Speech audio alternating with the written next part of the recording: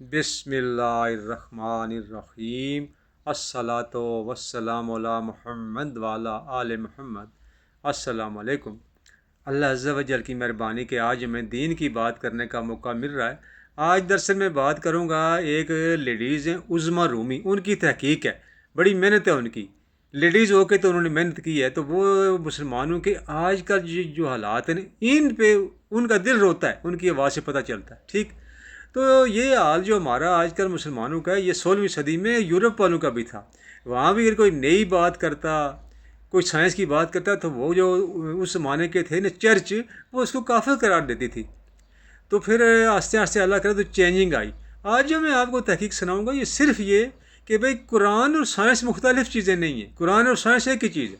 صرف آج سے کوئی 300 سال پہلے یہ ہوا تھا کہ کچھ ہمارے علماء کرام نے یہ کہہ دیا نہیں، یہ سائنس جو ہے وہ قرآن سے ٹکرا رہی ہے اور سائنس سے دور رہو، تو پھر مسلمان دور ہو گئے سائنس سے۔ آج دیکھیں ہر چیز جو ایجاد ہو رہی ہے، سائنسی تحقیق ہو رہی ہے، ہم مسلمان بہت دور ہیں۔ دیکھو چائنا، روس، اس کی سیٹلائٹ اوپر ہے، اس سے ہم جناب والا فائدہ اٹھاتے ہیں۔ ہم نے تو نہیں کوئی بنایا، کیوں کہ ہمیں سائنس سے دور کر دیا گیا کہ قرآن اور سائنس الگ الگ چیزیں ہیں۔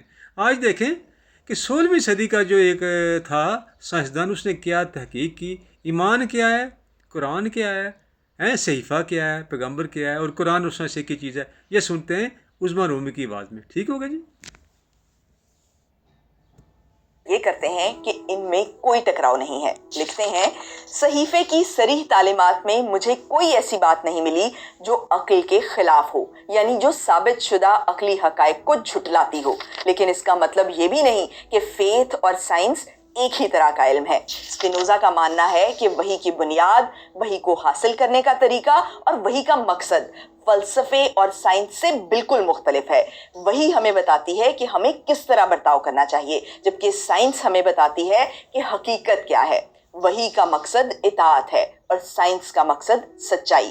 ریویلڈ نالج اور نیچرل نالج میں کچھ بھی کامن نہیں، دونوں کا اپنا الگ دائرہ کار ہے اور ان میں کسی بھی قسم کا کوئی ٹکراؤ نہیں۔ اب اگلی بات سنیں۔ اسپینوزا کہتے ہیں کہ یہ دونوں طرح کے علم الگ الگ ہونے کے باوجود ایک دوسرے کو کمپلیمنٹ کرتے ہیں، یعنی ایک دوسرے کو مکمل کرتے ہیں۔ وہ اس طرح کہ فیتھ ہماری عقل کو آزاد کرتا ہے۔ Faith grants everyone the greatest freedom to philosophize, یعنی فیتھ ہی ہمیں وہ فریڈم دیتا ہے کہ ہم فلاسفائز کر سکیں، ہم فلسفیانہ اور سائنسی انداز سے سوچ سکیں، عقل کے ذریعے سچ کا کھوج لگا سکیں۔ یہ پوائنٹ بہت غور طلب ہے اور اسے پوری طرح سے انڈرسٹینڈ کرنے کے لیے یہ سمجھنا ضروری ہے کہ اسپینوزا کے نزدیک فیتھ یعنی ایمان کا مطلب کیا ہے۔ اسپینوزا کے نزدیک فیتھ کا مطلب ہے خدا کا حکم ماننا۔ صرف خدا کے وجود پر ایمان رکھنا کافی نہیں ہے۔ اگر آپ خدا کا حکم نہیں مانتے تو آپ ایفیکٹولی خدا کو نہیں مانتے۔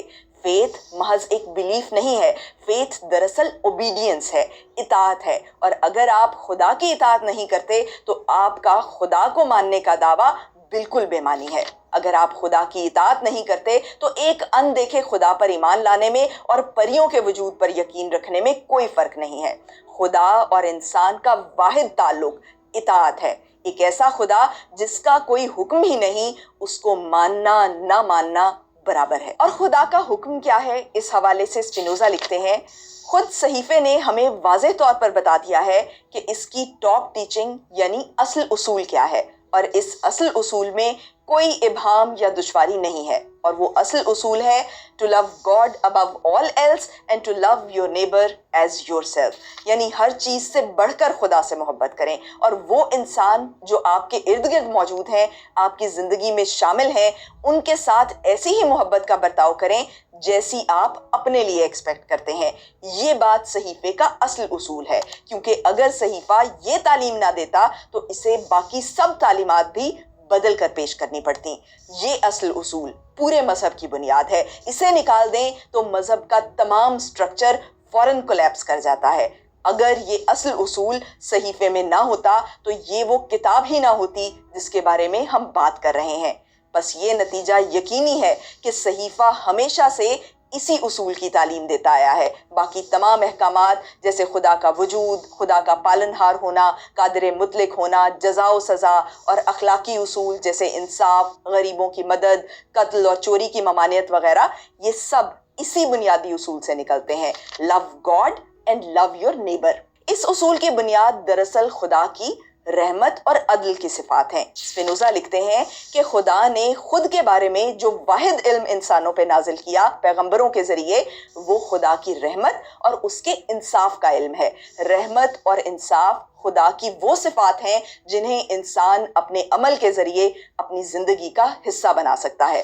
तो कुल मिला के खुदा ने इंसानों को दो बातों का हुक्म दिया है, जस्टिस एंड लविंग काइंडनेस, मोहब्बत और इंसाफ। वो इंसान जो इन दो बातों पर अमल नहीं करता वो फेथफुल नहीं हो सकता, चाहे वो जितनी भी इबादत कर ले और अपने आप को कितना भी मजहबी जाहिर करे। अगर उसके दिल में नफरत है और वो नाइंसाफ है तो वो साहिब ईमान नहीं है। स्पिनोजा जी रूमा हमने इनकी आवाज़ में सुन लिया, उज़्मा रूमी की आवाज़ में हमने सुन ली। बात क्या थी कि रब को मानना क्या है कि उसके अहकामात को मानना, और अहकामात उसके दो ही हैं, एक मोहब्बत और वो जैसी हदीस है कि भाई जो चीज़ तुम अपने भाई अपने लिए पसंद करते हो वही भाई के लिए पसंद करो, और अगर आप इसमें फ़र्क करोगे तो आपका ईमान नहीं। बस वो क्लियर हो गया। कुरान मजीद और साइंस एक ही चीज़ है।